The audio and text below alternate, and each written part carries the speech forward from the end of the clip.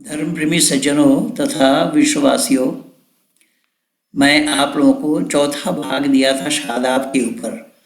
ये धर्म के नाम से जो बखेड़ा इन लोगों ने शुरू किया है, धर्म का धा नहीं जानते हैं और धर्म में एकता कहते हुए ये बखेड़ा कर रहे हैं। उदाहरण के रूप में ये समझिएगा कि एक पिता के चार पुत्र हों तो पुत्र के ख्याल अलग अलग, विचारों के सबके अलग अलग होना संभव है, स्वाभाविक है, लेकिन पिता बदलेंगे नहीं, पिता एक ही रहेंगे। ठीक इसी तरीके से धर्म एक ही है। धर्म ईश्वर प्रदत्त होता है, व्यक्ति विशेष के द्वारा धर्म चलाया हुआ नहीं होता। ये धर्म का धा नहीं जानते हैं। आज इस शादाब का जो ऑपरेशन बिना अस्त्र शस्त्र लिए जो मैं ऑपरेशन कर रहा हूँ, आज एक ऑपरेशन इसका और करता हूँ। देखिए ये क्या बोल रहा है और उसका क्या जवाब है, कहाँ तक जवाब है, और उसको भली भांति आप लोग सुनिए और समझने का प्रयास कीजिए। जहाँ तक हो सके इस वीडियो को ज़्यादा से ज़्यादा लोगों तक पहुँचाना सत्य को जानने के लिए मानव मात्र का कर्तव्य है। इसीलिए मैंने आप लोगों को आज 2 दिन पहले लिख करके भी दिया था कि सत्य के लिए जी रहा हूँ और सत्य के लिए मरूंगा। तो ये सच्चाई को मैं उजागर कर रहा हूँ आज 38 वर्षों से। सत्य क्या है जो मानव समाज में सच को उजागर नहीं किया गया है। मानो तो बस मानो, मानो क्यों मानो? जो बात है नहीं, जो चीज़ नहीं है सामने, उसको क्यों माने? और इनका मानना केवल इसी को ईमान कहा जाता है। जैसा मैं बोला ना कि ये लोग प्रत्येक वर्ष हज को जाते हैं, वहाँ शैतान को कंकड़ मारते हैं। शैतान वहाँ है कहाँ जो कंकड़ मारेंगे? वहाँ एक पिलर गड़ा हुआ है, उस पिलर को शैतान समझ करके उसको पत्थर मारते हैं। अब इससे बड़ी जहालत, इससे बड़ी मूर्खता और क्या है कि जो चीज़ नहीं है उसको वैसा मानना, ये मूर्खता से खाली नहीं है। इसीलिए यह स्तर्किनु अनुसंधत सधर्म वेद नेतारा, इसमें वैदिक सिद्धांत, वैदिक मान्यता में ये बताया गया है कि हर बात को तर्क के कसौटी पर जान करके मानना और मत्वा कर्मणि सिद्धते, ये है शास्त्र हमारा कि विचार पूर्वक मानना, विचारशील होने के कारण विचार पूर्वक बात को मानना। जो वस्तु जैसा है उसको वैसा ही मानना, ठीक ठीक जानना, समझना, बोलना, बतलाना, उसको धर्म कहा जाता है। लेकिन ये लोग धर्म का धा जानते नहीं और बकवास किए जा रहे हैं। आइए आज देखिए वो शादाब मियाँ क्या बोल रहे हैं, जो नया नया कौवा गू खाने उतरे हैं। तो धर्म को स्वामी जी ने तो बहुत ही अच्छा डिफाइन किया। फिर भी मैं ऑक्सफोर्ड डिक्शनरी का एक डेफिनेशन पेश करना चाहता हूँ। धर्म को ऑक्सफोर्ड डिक्शनरी अगर आप पढ़िएगा रिलीजन को, तो वो डिफाइन करता है as a belief in a super human controlling power, especially a god or gods, and who is entitled to your worship and obedience. कि धर्म का मतलब होता है कि आप किसी सुपर ह्यूमन, किसी ऐसी ताकत पे माने जो आपसे ऊपर हो, और जिसको हम लोग खुदा बोलते हैं, जिसको अल्लाह बोलते हैं, ईश्वर बोलते हैं, वाहेगुरु बोलते हैं, और उसी की बात मानी जाएगी और उसी की इबादत होगी, उसी की उपासना होगी। ऑक्सफोर्ड डिक्शनरी से धर्म कहाँ मिलेगा? ऑक्सफोर्ड डिक्शनरी तो जानता ही नहीं, अंग्रेजी में धर्म शब्द ही नहीं है। अंग्रेजी में धर्म कहाँ से पा जाएंगे? लेकिन फिर भी ये कह रहे हैं ये रिलीजन से शुरू किया। रिलीजन के माने धर्म नहीं होता है, रिलीजन के माने होता है संप्रदाय। जब मैं पिछले दिन हॉलैंड में था, फिर डेनमार्क गया, तो वहाँ एक सज्जन मुझे मिले, तो उसने बोला कि मैं कन्वर्ट किया हूँ। मैंने कहा क्या कन्वर्ट किया? बोले रिलीजन। मैंने कहा क्या था आपका? बोले मैं पहले ईसाई था। मैंने अब क्या है? बोले बौद्धिस्ट हूँ। मैंने कहा कि आपने रिलीजन कन्वर्ट किया ना? बोले हाँ।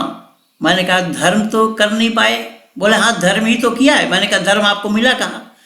बोले क्यों रिलीजन बोलते हैं हम तो, धर्म को अंग्रेजी में रिलीजन कहा जाता है। मैंने कहा रिलीजन माने होता है संप्रदाय, अंग्रेजी में धर्म शब्द नहीं है, तो उसको विश्वास नहीं है। उसने बोला कैसा? मैंने कहा कि धर्म नहीं, अंग्रेजी में अनेक शब्द नहीं है। बोले जैसा? मैंने कहा कि आपका डेनमार्क घी पैदा करता है, वैसे हॉलैंड भी घी पैदा करता है। मैंने कहा घी को अंग्रेजी में क्या बोलते हैं बोलिए? तो उसने पहले बोला बटर, तो मैंने कहा बटर माने होगा मक्खन। मैं पूछ रहा हूँ घी। फिर उसने बोला रिफ्रेशिंग बटर। मैंने कहा विशुद्ध मक्खन। मैं आपको घी पूछ रहा हूँ, तो उसने बोला GHEE। मैंने कहा कितना बड़ा मूर्ख है भाई, मैं तो घी बोल ही रहा था पहले से, तू GHEE बोल रहा है। मैं तो ये नहीं पूछा कि घी का स्पेलिंग क्या है वो बता। तो घी अंग्रेजी में क्या बोलता है उसको बोलना, अंग्रेजी में बोल। मैंने कहा केवल एक ही प्रमाण नहीं, ऐसे अनेक प्रमाण है। बोला और क्या? मैंने कहा तुम्हारे भाई बहन हैं? बोले हाँ। मैंने कहा बहनें शादीशुदा हैं? बोले जी। मैंने कहा उसके पति को क्या कहते हैं? बोले ब्रदर इन लॉ। मैंने कहा वो तुम्हें क्या कहता है? बोले वो ब्रदर इन लॉ कहता है। मैंने कहा तुम उसको ब्रदर इन लॉ बोलते हो, वो भी ब्रदर इन लॉ तुमको बोलता है, तो हमें कैसा पता लगेगा जीजा जी तुम हो या वो है? अंग्रेजी में ये शब्द नहीं है, दुनिया वालों सुन लेना कान खोलकर। अंग्रेजी में जीजा जी शब्द नहीं है। ऐसा ही एक दो नहीं, हजारों प्रमाण है मेरे पास। और ये ऑक्सफोर्ड यूनिवर्सिटी क्या जानेगा धर्म क्या होता है? वो रिलीजन बोलेगा, और तू भी रिलीजन से शुरू किया है। रिलीजन माने धर्म नहीं होता है, रिलीजन माने होता है संप्रदाय। इसलिए धर्म एक होता है जो मानव मात्र के लिए होता है। और फिर ये बोल रहा है कि आप उसके नाम से उपासना करो, उसको पुकारो, वाहिगुरु बोलो, गॉड बोलो, ईश्वर बोलो। नहीं, सवाल ही पैदा नहीं होता। परमात्मा के साथ किसी और का नाम मिलना संभव नहीं है। कि अगर ये बताया गया कि एकम सद विप्रा बहुधा वदन्ति, परमात्मा एक है, ज्ञानी लोग बहुत से नामों से पुकारते हैं, लेकिन उन बहुत नामों में राम नाम नहीं है।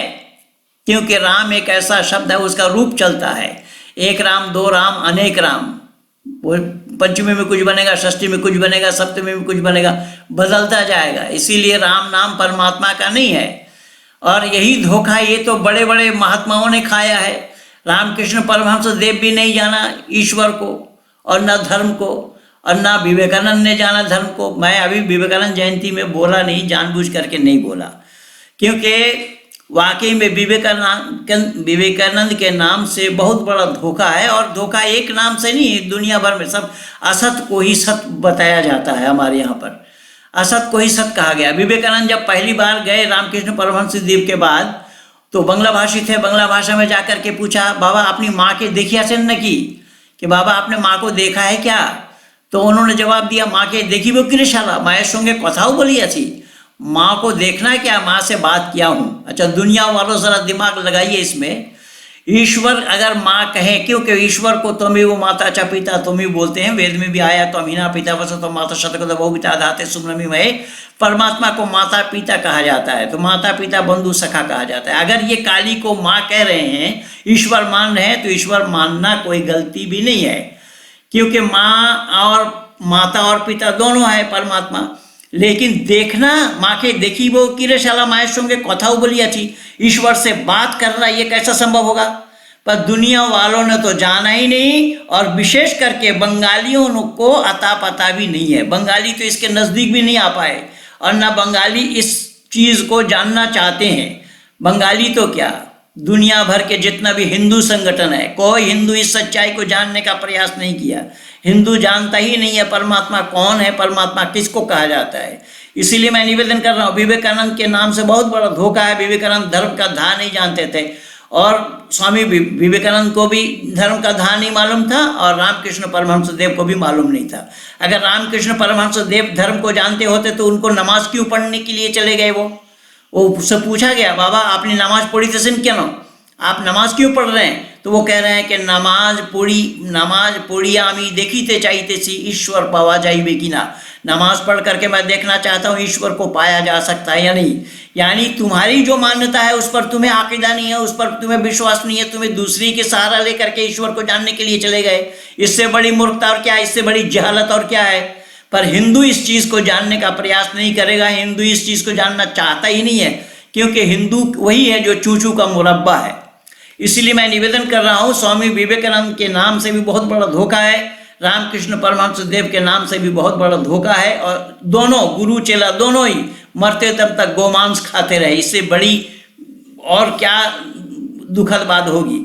तो अब ये ईश्वर को जो बोल रहा है, ईश्वर वाहिगुरु, ईश्वर और अल्लाह खुदा ये बराबर नहीं है। खुदा अलग है, ईश्वर अलग है। खुदा क्यों अलग है वो मैं बोल देता हूँ। अल्लाह फरमाते हैं कुरान में, वा तुइज़्ज़ु मन तशाअ वा तुज़िल्लु मन तशाअ बियदिकल खैर इन्नका अला कुल्लि शैइन क़दीर। अल्लाह जिसको चाहता है इज्जत देता है, जिसको चाहता है बेइज्जत करता है। पर ईश्वर हमारा जो वेद का परमात्मा है, सृष्टि के रचयिता है, सृजन करता है, स्थिति करता और प्रलय करता है। परमात्मा का कहना है, परमात्मा का उपदेश है कि तुम अगर इज्जत वाला काम करोगे तो इज्जत पाओगे, बेइज्जती वाली काम होगी तो तुम्हारी बेइज्जती होगी। यहाँ कर्म पर निर्भर है। इज्जत वाला कोई काम करेगा तो इज्जत, बेइज्जती वाली काम होगी तो बेइज्जती। लेकिन यहाँ अल्लाह दे रहा है। केवल इतना ही नहीं, अल्लाह ने और फरमाया, इन्नल्लाह यर्ज़ुक़ु मन यशाउ बिग़ैरि हिसाब। अल्लाह जिसको चाहता बेहिसाब रोज़ी देता है। पर परमात्मा ऐसा नहीं करते हैं। परमात्मा का उपदेश है कि रोज़ी वाला काम जितना करोगे उतना ही पाओगे, उससे ज़्यादा नहीं देंगे और उससे कम भी नहीं देंगे। जितना तुम्हारा काम होगा उतना ही पाओगे तुम। लेकिन अल्लाह इस कर्म को जानता ही नहीं है। अल्लाह जिसको चाहते हैं बेतहाशा देते हैं, जिसको चाहते हैं नहीं देते। ये अल्लाह की मनमानी है। इसीलिए अल्लाह के पास हिसाब नहीं। अल्लाह बिना हिसाब वाले को ही अल्लाह कहा जाता है। और उसी अल्लाह के लिए बोल रहा है, इसको अकल नाम की कोई चीज़ नहीं है, जानता नहीं है। बच्चा है तो बच्चा जैसा रहना चाहिए, लेकिन छोटी मुंह में बड़ी बात करने लगा, इसीलिए तो तकलीफ हो रही है। इसीलिए दुख के कारण ही मैं ये सब उजागर कर रहा हूँ, वरना मुझे कोई बीमारी नहीं है। मुझे कोई पागल कुत्तों नहीं काटा है जो इस तरीके से मैं समय लगा करके आप लोगों के बीच में जा करके इन सब सच्चाई को उजागर करने लगा हूँ। सच्चाई को उजागर करना ये मानव मात्र का कर्तव्य है। मानव मात्र का संपर्क सच्चाई से जुड़ना है, क्योंकि सत्य में विजयते न नितम सत्य न पंथा भीतर तो देवयाना। सत्य से ही विद्वानों का रास्ता प्रशस्त होता है। सत्य की जय और असत्य का नाश, धर्म की जय अधर्म का नाश। सत्य हमेशा ऊपर रहा है, सत्य को कोई जीत नहीं सकता है। इसीलिए सत्य हमेशा ऊपर रहा है, रहेगा प्रलय तक, दुनिया फना होने तक, खत्म होने तक। तो इसीलिए आइए देखिए ये क्या क्या बोल रहा है और कैसा बोल रहा है। अनभिज्ञता की बात कैसा कर रहा है, अज्ञानता की बात किस प्रकार से कर रहा है। बिल्कुल ज्ञान नाम की कोई चीज़ नहीं है कुरान में। आज ये जो बोल रहा है उसका भी मैं तोड़ कुरान से ही निकाल करके दूंगा उसका विरोध। ये जो बोल रहा है ना, हमें एक दूसरे के नज़दीक जाना चाहिए, अल्लाह ने कहा है। और ये तो मैं बता दिया था कि सूरह मायदा का आयत नंबर 32 बोला, लेकिन 33 में क्या है, उसका विरोध में है। और एक दो आयत नहीं, ऐसे हजारों आयत है कुरान के अंदर में जो गैर मुस्लिमों को मारो काटो लूटो पीटो की बातें हैं। और ये बोल रहा है 32 में क्या है, और 33 में जो है वो छोड़ दिया। अरे 31 कोई बोल देता तो भी बात बन जाती, 32 बोल रहा है। अब आगे ये क्या बोल रहा है, जो अल्लाह ने बोला कि एक दूसरे के नज़दीक जाओ, एक दूसरे को जानो। अब उसका विरोध में अल्लाह क्या बोला है वो आज मैं आप लोगों के सामने प्रस्तुत करूंगा, उसी कुरान से ही, उसी अल्लाह के कलाम से ही। इसीलिए तो मैं 2 टुक में बोला हूँ, कुरान कलामुल्लाह नहीं है। आओ, पर ये तो गाली बक रहे हैं। आज 1 सप्ताह से मुझे टेलीफोन पर गाली दिया जा रहा है, टेलीफोन पर परेशान किया जा रहा है कि फ़ोन पर निरंतर मुझे गाली दिया जा रहा है, और वो है बिहार का, भोजपुरी में गाली दे रहा है। आज मैं व्हाट्सएप में ही मैं अपने पेज में आप लोगों को भी सुनाया हूँ किस तरीके से गाली दे रहा है। अगर कलामुल्लाह सिद्ध कर दे कुरान को या इस्लाम को धर्म सिद्ध करके दिखा, मेरी खुली चुनौती है, सामने आओ, सामने आकर के डिबेट करो। किसके पास सच्चाई है दुनिया को भी दिखाओ, दुनिया को भी जानकारी दो, दुनिया भी जाने कि सच कहाँ है, किसके पास है। वेद में सच्चाई है या कुरान में सच्चाई है? सुनिए ये और क्या बोल रहा है। ये धर्म का डेफिनेशन है।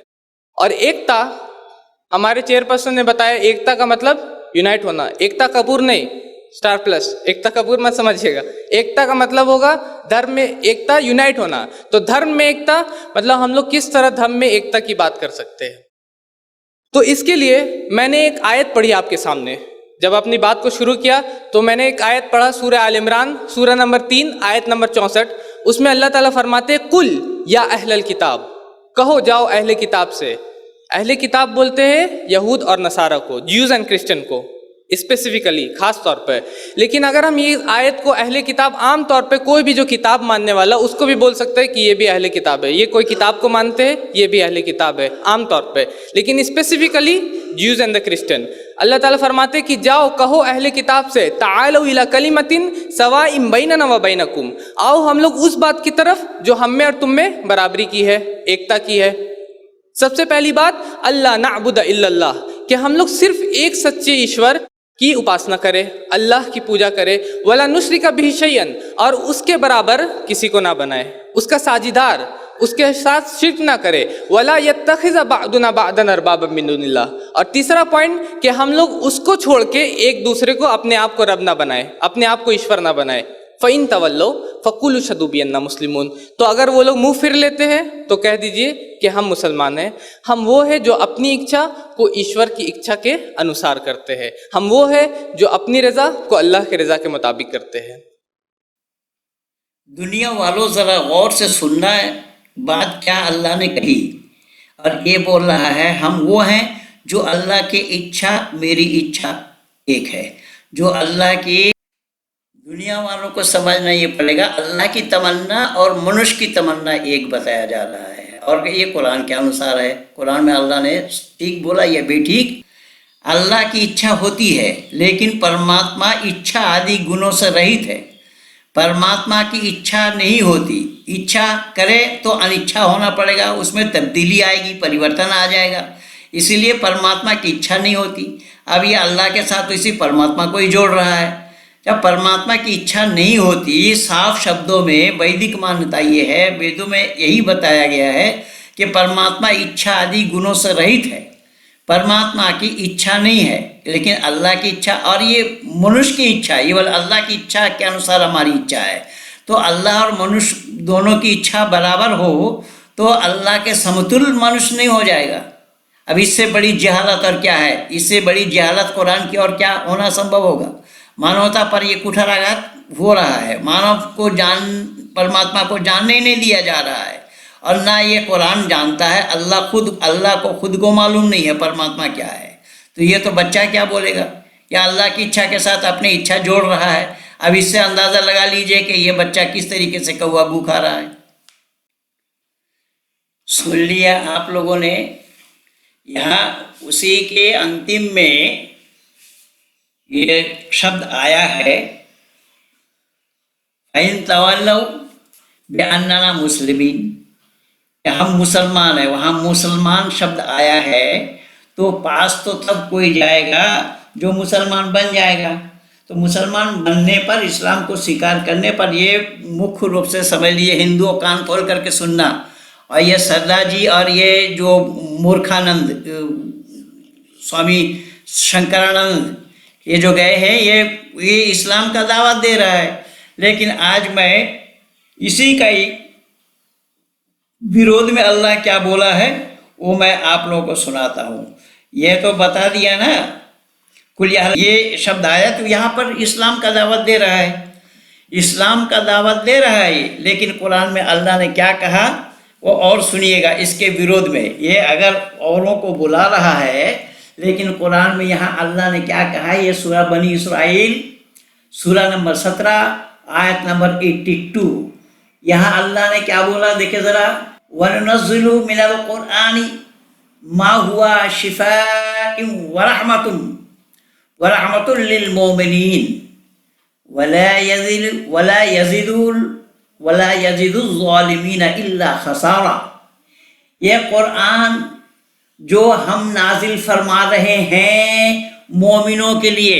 दुनिया वालों सुनना ज़रा, ये अगर कुरान के लिए बताया जाता है मानव मात्र के लिए है, लेकिन कुरान मानव मात्र के लिए नहीं है। जबकि कुरान में परस्पर विरोधी बातें हैं। लिन्नासिल आलमीन भी शब्द आया है लेकिन यहाँ पर अल्लाह ने इस आयत में क्या बोला, यहाँ यह कुरान जो हमने नाजिल फरमाए, यह कुरान जो हम नाजिल फरमा रहे हैं मोमिनों के लिए तो सरासर शिफा और रहमत है। हाँ, जालिमों की, ये यानी गैर मुस्लिमों को अल्लाह ने जालिम कहा है। दुनिया वालों सुनना ज़रा गौर से, मेरी बातों को ध्यान से सुनना। जो गैर मुस्लिम है उन सबको जालिम कहा अल्लाह, बजुज़ नुकसान के और कोई ज़्यादती नहीं होती। जब अल्लाह ने यहाँ मना किया है, अल्लाह ने केवल यहाँ मुसलमानों के लिए कहा है कि मुसलमानों के लिए यह कुरान है। फिर लिन्नासिल आलमीन जो आया है शब्द के तमाम आलमों के लिए है, आलमों के लिए है, बनी नौ इंसान के लिए है। वो क्यों और कैसा संभव होगा? अल्लाह को खुद को पता नहीं है कि कब क्या बोलना चाहिए। अल्लाह तो बिना पेंदी का लोटा है। मैं पहले ही बोला ना, दोगलापना का काम किया अल्लाह ने। और कुरान में यही भरा पड़ा है, एक दो जगह नहीं, अनेक जगह है। ये तो मैं एक ही सुना रहा हूँ यहाँ पर। केवल इतना ही नहीं, देखिए यहाँ क्या बोला, फिर मैं एक बार और सुना रहा हूँ। वनुनज़्ज़िलु मिनल कुरआन मा हुवा शिफ़ाउन व रहमतुल लिल मुमिनीन वला तज़िदु ज़ालिमीन इल्ला खसारा। खसारा वो घाटे में है, नुकसान में है। कौन? जो नहीं लाए ईमान, अर्थात जो इस्लाम को स्वीकार नहीं किया। तो अल्लाह ने कुरान क्या किया है? कुरान नाजिल फरमाया है। अल्लाह ने यहाँ, ये फिर दोबारा सुनिएगा, ये कुरान जो हम नाजिल, हम अल्लाह ने वी शब्द लिखा है, वी बने हम, एक वचन में तो अल्लाह है ही नहीं है। कुरान का अल्लाह एक है ही नहीं है, तो एक वचन में कहाँ से लिखेगा? अल्लाह कहीं पर भी पूरी कुरान में नहीं लिखा कि मैं, सब जगह हम है। हम के माने क्या होता है? अल्लाह के साथ कौन है? और तस्निया में है, अल्लाह जमा में भी है, अल्लाह वाहिद में तो कहीं है नहीं। अच्छा, जहाँ अल्लाहु अहद ये आएगा, ये भी सूरह इखलास सुनाएगा, वहाँ पर आकर के मैं बोल रहा हूँ ये क्या बोला है। लेकिन मैं ये जो बोला सूरह अल इमरान का आयत नंबर 64, ये जाकिर नाइक भी यही बोल रहा है। क्यों जाकिर नाइक नहीं, ये सुना उससे, अहमद दीदात से, और अहमद दीदात की किताब से सुना। अहमद दीदात भी नहीं जानता था, वो कुरान का आलिम नहीं था, इस्लामिक स्कॉलर नहीं था अहमद दीदात। वो तो ईसाइयों के साथ डिबेट देख करके, उसको पढ़ करके, वो जो किताब, वो जिस किताब को पढ़ करके उतरा था, वो भी मैं जानता हूँ वो कौन थे, किनका किताब उन्होंने पढ़ा, उस पर भी मैं बोल रखा हूँ। अहमद दीदात का जवाब मैं दे रखा हूँ। तो इसने ये जो बोला है कि अल्लाह ने बोला कि उसके नज़दीक आओ, आओ हमारे नज़दीक। अगर अल्लाह सबके लिए बोलते होते तो अल्लाह के नज़दीक आते। यहाँ तो अल्लाह ने साफ कहा है, हमने कुरान को नाजिल फरमाया मुसलमानों के लिए। और वहाँ बेअन्ना मुस्लिमीन शब्द आया है, उसी 64 नंबर आयत के अंतिम में बेअन्ना मुस्लिमीन शब्द आया है, औरों के लिए नहीं, मुसलमानों के लिए है। तो जब मुसलमानों के लिए है तो और किसको बुला रहा है भाई तू? और किसके लिए कहा गया है जो बुलाया जा रहा है? और इस आयत में भी यही बोला। लेकिन इसी सूरह अल इमरान, सूरह बनी इसराइल का एक चीज़ मैं और आज सुनाता हूँ आप लोगों को, वो भी बहुत हैरान करने वाली है। ये मैं आप लोगों को सुनाया सूरह बनी इसराइल, सूरह नंबर 17 आयत नंबर 82। जैसे कि अगर आप ये उपनिषद पढ़िएगा, स्वामी जी भी इस उपनिषद के बारे में बोल रहे थे। ये उपनिषद है, टोटल 108 होता है, और उसमें से 10 प्रिंसिपल उपनिषद है जो कि सर्वमान ऊपर होते हैं। 10 प्रिंसिपल उपनिषद, जिसमें कि आता है छांदोग्य उपनिषद। अगर आप छांदोग्य उपनिषद पढ़िएगा, chapter number 6, section number 2, verse number 1, मतलब अध्याय नंबर 6, खंड नंबर 2 और श्लोक नंबर 1, तो उसमें लिखा हुआ है एकम एव द्वितीयम, एक ही ईश्वर है, दूसरा नहीं है। लिखा है ऋग्वेद में, book number 1, hymn number 164, verse number 46 में, एकम सत विप्र बहुधा वदंती, कि ईश्वर एक ही है, संत लोग उसको अलग अलग नामों से पुकारते हैं। मतलब ईश्वर एक है और संत लोग उसको अलग अलग नाम से बुलाते हैं, पुकारते हैं। एकम सद विप्रा बहुधा वदंती जो शब्द आया है, ईश्वर एक है, ज्ञानी लोग उसको अनेक नामों से पुकारते हैं, लेकिन उन अनेक नामों में अल्लाह नाम नहीं है, उन अनेक नामों में खुदा नाम नहीं है, उन अनेक नामों में राम नाम भी नहीं है। ना अल्लाह या रहमान या रहीम या मालिक या कुद्दूस या सलाम या मोमिन या मुहैमिन या अजीज़ या जब्बार या गफ़ार या कहार या सत्तार या वहाब या रज़्ज़ाक़ या फ़त्ताह या अलीम, ये सब नहीं है। और अलीम अगर लेंगे आप, अलीम उनके माने होता है जानने वाला, लेकिन अल्लाह जानता कुछ भी नहीं है। अल्लाह अगर जानकार होता तो मैं पॉइंट्स दे रहा हूँ। जब अल्लाह ने इब्लीस को जो सीधा नहीं किया उसको शैतान बोला, और शैतान बोला, अल्लाह को पहले से मालूम था कि जिस इब्लीस को, इसको शैतान कहना पड़ेगा, इल्ला इब्लीस बताना पड़ेगा उसको। अगर अल्लाह को पता होता पहले से तो उसको आबिद, जाहिद, शाकिर, साले, खाशे ये सब नाम अल्लाह क्यों देते? पहली बात। दूसरी बात है कि अल्लाह कैसा नहीं जानता है, उसका मैं प्रमाण दे रहा हूँ कि वो जिब्रील को, उसमें अल्लाह ने इब्लीस को सीधा न करने के कारण बता दिया शैतान, और उसने बोला मैं भी उसके राह में रहूँगा, जो मैं पहले भी बोला था। अब यहाँ जिस फल को खाने के लिए मना किया उसे आदम पत्नी दोनों को खिलाया। तो जब दोनों को खिलाया, अल्लाह को पहले से ये जानकारी थी, अल्लाह पहले जानते थे। वो फल खाने के बाद, यानी जो खाना नहीं था उसे खाने के बाद अल्लाह को पता लगा, तब अल्लाह पूछने के लिए आए, कहाँ हो, तुमने क्या किया। ये बातें हैं। तो अलीमुन कहाँ है अल्लाह? अल्लाह बिल्कुल अज्ञानी है। अल्लाह को ज्ञान नाम की कोई चीज़ नहीं है। अल्लाह जानता नहीं है। एक दो नहीं, कुरान में हज़ारों प्रमाण मैं दे दूंगा। अल्लाह को इल्म नाम की कोई चीज़ नहीं है, अल्लाह जानता ही नहीं है। तो ये जो बोता एक सद विप्रा बहुधा वदंती, परमात्मा एक है। ज्ञानी लोग उसको बहुत से नामों से पुकारते हैं। ये तो बहुत से नाम ही परमात्मा के हैं। जैसा परमात्मा के नाम को ऋषि दयानंद ने आर्य समाज के दूसरा नियम में 22 नाम दिए हैं, और सत्तार प्रकाश के प्रथम समुल्लास में और सप्तम समुल्लास में 101 नाम। मैं भी इसके ऊपर जो किताब लिखा हूँ, ईश्वर और अल्लाह में भेद क्या है, मैं अपने पुस्तक में भी ये लिख करके दिया हूँ। वेद की और कुरान की समीक्षा इस पुस्तक में मैं दिया हूँ। अल्लाह के जो 99 नाम है, अल्लाह 100 पूरा भी नहीं कर पाए, और ना इस्लाम वालों ने पूरा किया। अल्लाह के 99 नाम है और परमात्मा के असंख्य नाम है। असंख्य असंख्य असंख्य असंख्य शब्द का अर्थ भी कुरान वालों को नहीं मालूम है। अल्लाह का 99 नाम है। अगर ऋषि दयानंद से एक उधार लेते होते तो भी बात बन जाती, 100 पूरा होता, लेकिन नहीं है। तो ऋषि दयानंद ने सत्तार प्रकाश में प्रथम समुल्लास में और सप्तम समुल्लास में उस नाम को खोला है। तो अल्लाह और ईश्वर दोनों एक नहीं है, इसका अनेक सारा प्रमाण है वेद में और कुरान में भी। इसलिए आगे सुनिए क्या बोल रहा है। अल्लाह का 99 नाम है, जैसा कि कुछ नाम मैं बताया हूँ। और ये पुस्तक मेरी देख रहे हैं आप लोग, तो मेरी पुस्तक है पूर्व ईमान के कलम से वेद और कुरान की समीक्षा। उस पुस्तक में मैं ये सब लिखा हूँ।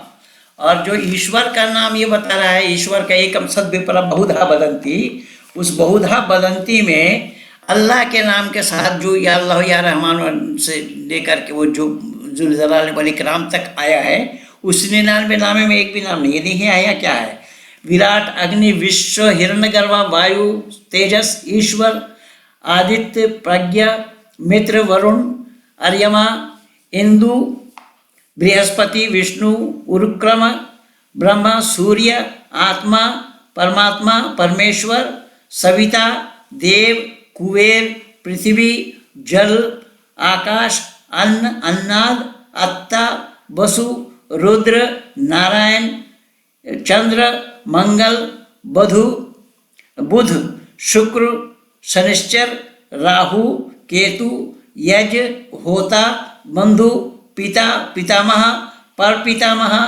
माता आचार्य गुरु अज ब्रह्मा सत शनि अन्नत अनादि आनंद सत चित सचिदानंद नित्य शुद्ध बुद्ध मुक्त नित्य शुद्ध बुद्ध मुक्त स्वभाव निराकार निरंजन गणपति गणेश विश्वेश्वर कुटस्थ देवी शक्ति श्री लक्ष्मी सरस्वती सर्वशक्तिमान न्यायकारी दयालु अद्वैत निर्गुण सगुण अन्य अंतर्यामी धर्मराज यम भगवान मनु पुरुष विशंभर काल श्वेश आप्त महादेव शंकर प्रिय स्वयंभू कवि शिव भूमि ओम स्वराट सपोर्ट सुपर्ण गुरुत्मान माता ऋष्वा दिव्य कालाग्नि प्राण स्वम अक्षर सह, ये ईश्वर के इत नाम है। मैं अपनी पुस्तक में ये लिखा हूँ, वेद और कुरान की समीक्षा मेरी पुस्तक। अल्लाह के 99 नाम भी लिखा हूँ, उसका अर्थ लिखा हूँ, और वो कुरान में कहाँ कहाँ आया है वो अर्थ वो शब्द वो भी लिखा हूँ। और इसमें ईश्वर के जो असंख्य नाम हैं उसमें से मैं 109 नाम यहाँ दर्शाया हूँ। तो ईश्वर और अल्लाह दोनों एक नहीं है, तो ईश्वर के साथ अल्लाह को क्यों और कैसे जोड़ा जा रहा है? और मैं इसीलिए दावत दे रहा हूँ, आए कोई जानने वाला कुरान का, आए कोई धर्म का जानने वाला, आए कोई इस्लाम का जानने वाला, स्वागत है। खुले मंच से स्वागत करूँगा। दिल्ली के रामलीला मैदान में डिबेट करेंगे, लेकिन डिबेट करने से पहले एक शर्त मेरी है, और वो शर्त यह है कि स्टैम्प पेपर में लिखा पढ़ी करके हम डिबेट करेंगे। जो हारेगा जीतने वाले की बात को मानना पड़ेगा। अगर कुरान कलामुल्लाह सिद्ध हुआ तो मैं मानूंगा, हमारे साथ जितने होंगे सब मान लेंगे, और कुरान कलामुल्लाह सिद्ध नहीं कर पाए और वेद कलामुल्लाह सिद्ध हो गया तो वेद को ही मानना पड़ेगा। ये दो टुक में इसको स्टैम्प पेपर में मैं अपना चेम्बर नंबर भी बता देता हूँ। दिल्ली के 30 हज़ारी कोर्ट में के ब्लॉक में 154 नंबर, चेम्बर नंबर 154, के ब्लॉक 30 हज़ारी कोर्ट। इस चेम्बर में आए और बैठ करके रजिस्ट्रेशन कराते हैं, लिखा पढ़ी करते हैं वकील के द्वारा, और फिर हम आगे डिबेट करेंगे। आओ शादाब, आओ शादाब के अब्बा, आओ पूरे खानदान को लेकर के आओ, स्वागत है। अब देखिए आगे वो क्या बोल रहा है। एकम सद विप्रा बहुधा वदंती का मैं सारा हवाला दिया हूँ कि परमात्मा एक है। उसको ज्ञानी लोग बहुत से नामों से जो पुकारते हैं, उन बहुत नामों में अल्लाह नाम कहीं नहीं आया है, उन बहुत नामों में खुदा नाम कहीं नहीं आया है, उन बहुत नामों में ये सब नाम नहीं आया। जो बहुत नाम आए हैं उनमें 109 नाम आप लोगों को सुनाया हूँ। आगे सुनिए वो क्या बोल रहा है। धर्म प्रेमी सज्जनों, विषय बड़ा लंबा है और मैं नहीं चाहता कि ज़्यादा देर तक आप लोगों को रोकूं, इसलिए ये लगभग 32 मिनट का बना है ये वीडियो। मैं यहीं पर ही विराम दे रहा हूँ। ये भाग नंबर 5 है। शादाब को फिर भाग नंबर 6 में मैं उत्तर दूंगा और पूरा नाक में दम कर रखूंगा। मैं दावा के साथ निवेदन कर रहा हूँ, है अगर ये जानने वाला तो आए सामने आकर के डिबेट करे। और मेरे बनाए हुए जो हैं डॉक्टर बलराम, ये वकील बलराम जी, एडवोकेट बलराम जी, उसी गिरिडीह के हैं, उसी को उसके ऑफिस में जा कर के निरुत्तर कर आया, लेकिन वो कर आए ही नहीं है। वो आवाज़ भी मेरे पास उन्होंने भेज दिया है, वो सब है मेरे पास, प्रमाण है, और YouTube में भरा पड़ा है। जहाँ कहीं भी खोजेंगे मुझे पा जाएंगे। इसीलिए मैंने दो टुक में आप लोगों को शादाब का जो कहना है, शादाब सच बोल रहा है या गलत बोल रहा है, उसकी पड़ताल मैंने आप लोगों के सामने ये रखी है। ये वीडियो अच्छी लगे ज़्यादा से ज़्यादा शेयर कीजिए, लाइक कीजिए, सब्सक्राइब कीजिए, जन जन तक पहुंचाने की कृपा करें कि परमात्मा एक है, अद्वितीय है। परमात्मा सच्चिदानंद स्वरूप, निराकार, सर्वशक्तिमान, न्यायकारी, दयालु, अजन्मा, अनंत, निर्विकार, अनादि, अनुपम, सर्वाधा, सर्वेश्वर, सर्वव्यापक, सर्वअंतर्यामी, अजर, अमर, अभय, नित्य, पवित्र और सृष्टि करता है। इसीलिए मानव मात्र को चाहिए कि उसी परमात्मा की ही उपासना करें। लेकिन स्वामी विवेकानंद ने बोला है कि मूर्ति पूजा करना तो प्राइमरी क्लास की पढ़ाई है, और मूर्ति पूजकों को आप लोगों ने देखा होगा कि जन्म से लेकर के या होश संभालने से लेकर के मरते दम तक वो प्राइमरी स्कूल में ही है, हाई स्कूल में गया नहीं, कॉलेज में, यूनिवर्सिटी में जाने की कोई आवश्यकता नहीं पड़ी। फिर विवेकानंद लिख रहे हैं कि मूर्ति पूजा करना ये घटिया दर्जे की उपासना है। तो भाई जब बढ़िया दर्जे की उपासना हमारे पास है तो हम घटिया दर्जे वाली उपासना क्यों करें? इतना ही नहीं, स्वामी विवेकानंद जो हमारा एक दर्शन शास्त्र है, वेदांत दर्शन, उस वेदांत दर्शन से ये जानते ही, ये धर्म का धा नहीं जानते, इन्होंने नवीन वेदांत चलाया, और नवीन वेदांत उसी का सहारा लिया, अहम ब्रह्मास्मि का। इसलिए स्वामी विवेकानंद लिख रहे हैं प्रत्येक आत्मा अव्यक्त ब्रह्म है, यानी आत्मा को और ब्रह्म में क्या फर्क है, इतने ही ज्ञान स्वामी विवेकानंद को नहीं था। स्वामी विवेकानंद जानते ही नहीं थे आत्मा क्या और परमात्मा क्या है। मैं क्या क्या बोलूं, कहाँ कहाँ बोलूं, सब जगह कुआं में ही भांग डाल दिया है। केवल गलती मुसलमानों की नहीं है, और इसमें मैं गलती, सबसे बड़ी गलती मानता हूं आर्य समाजियों की। जब ऋषि दयानंद ने 1875 में आर्य समाज बना करके दिया, आर्य समाजियों के लिए कर्तव्य दिखाया, कर्तव्य बतलाया। अगर इन कर्तव्यों का पालन ये करते होते तो शायद आज इतनी बोलबाला इन लोगों की नहीं होती। केवल इतना ही नहीं, उस आगे पीछे चलेंगे। आज पहलवान धर्मवीर जी से मेरी इस पर काफ़ी चर्चा हुई, काफ़ी देर तक चर्चा हुई। जब ये देश आर्यवर्त था, आर्यवर्त में तो कोई और लोग नहीं थे। अच्छा, वो सब राम का काल भी मैं छोड़ देता हूँ, महाभारत काल को देखिए। महाभारत काल में भी थी, योगेश्वर कृष्ण के काल में कहाँ कोई था मुसलमान, कहाँ कोई था ईसाई। उस काल में भी अपने लोगों ने जिम्मेदारी नहीं निभाई। ऋषि दयानंद ने इस शब्द को खोला। ऋषि दयानंद ने कहा कि महाभारत के युद्ध में बहुत सारे विद्वान जन मारे गए और जो विद्वान बचे थे उन्होंने अपनी दायित्व का निर्वहन नहीं किया, उन्होंने अपने दायित्व का पालन नहीं किया, और यही काम आज तक करते आ रहे हैं ये आर्य समाजी। इसीलिए तो आर्य समाजी, आर्य विरदल, ये वो दुनिया भर का 25 दिसंबर कितना बड़ा जुलूस निकालते हैं। तो क्या आर्य विरदल को जो आर्य समाज के सामाजिक काम में इतना हिस्सा था, भागीदारी था, तो आज ये जो अर्बन नक्सलिस्ट और सीपीएम और कांग्रेस वाले मिलकर के किसान बन करके जो तांडव मचा रहे हैं, क्या आर्य समाज को या आरएसएस वालों को, आरएसएस का तो इतना बड़ा संगठन है, इनके विरोध में क्यों नहीं उतार रहे हैं अपने कार्यकर्ताओं को? इसके विरोध में प्रदर्शन क्यों नहीं हो रहा है आर्य समाज का और आरएसएस वालों का? इनके विरोध में भी प्रदर्शन होना चाहिए था। इनके विरोध में अगर प्रदर्शन हो जाते या होता, करते होते, तभी ये जो वहाँ किसान बन करके आए हैं, जो कोई खालिस्तान पंथी है, कोई चीन पंथी, और चीन ने काफ़ी सारा पैसा दिया है। मैं तो आज सुबह मैं जो पिछले दिन 29 तारीख को बोला था वो सुबह आज मैं डाला हूँ। ये राकेश जो है टिकैत है या डकैत है, ये जो धमकी दे रहा है चैनल में बैठ करके, गोली चलाओ, गोली चला दो, तब हम हटेंगे नहीं, गोली चला दो। तो भारत सरकार को तो चाहिए इन सब लोगों को अरेस्ट कर लेना। जो हमारा खुफिया एजेंसी क्या कर रही है इस बात को? तो खैर, जो मैं सुबह लिख करके भी दिया कि पब्लिक सेक्टर में जितने भी हैं सभी लोगों को इन लोगों के विरोध में निकल पड़ना चाहिए घर से। फिर देखा जाएगा कि ये लोग ज़्यादा हैं या हम लोग ज़्यादा हैं। सब लोगों को निकलना चाहिए, तभी पता लगेगा। ये सरकार के नहीं मानते हैं, सुप्रीम कोर्ट के नहीं मानते, तो भारत में रहने का क्या अधिकार है? कौन अधिकार दिया है तेरे को भारत में रहने का?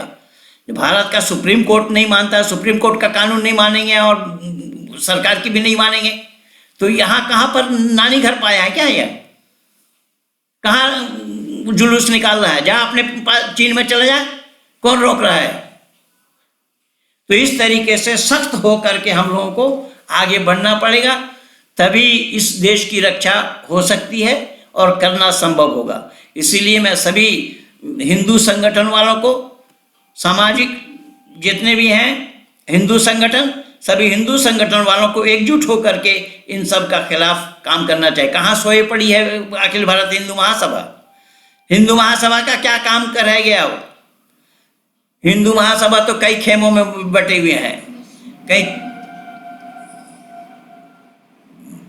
चक्रपाणी ने आधा कब्जा किया बैठा है, कहीं इधर कौशिक आधा कब्जा किया बैठा है, कहीं इधर घूम रहे हैं, कहीं उधर घूम रहे हैं। देश के लिए इतना बड़ा बलिदान दिया है हिंदू महासभा भी। स्वामी श्रद्धानंद जी उसके उपाध्यक्ष रहे हैं, स्वामी श्रद्धानंद जी का ही वो संगठन है, और ये भाई बाल मुकुंद भी, जितने भी वो हमारे आर्य समाजी लोगों का ही तो संगठन है अखिल भारत हिंदू महासभा। अब इस समय भारत सरकार के काम नहीं आएंगे तो कब काम आएंगे? इसीलिए मैं दो टूक में आप लोगों को अपनी बात पहुंचा दिया हूं। आप लोग जहां तक उचित समझें मेरी इन बातों को शेयर करना, लाइक करना, सब्सक्राइब करना और वो तक पहुंचाना, यह आप लोगों की जिम्मेदारी है। इन्हीं शब्दों के साथ यह शादाब का 5वां नंबर का उत्तर रहा। ये 6ठा नंबर पे फिर मैं आ रहा हूं, शादाब ने आगे और क्या बोला उसे लेकर। आप सब लोगों को धन्यवाद के साथ, नमस्ते के साथ कहिए भारत माता की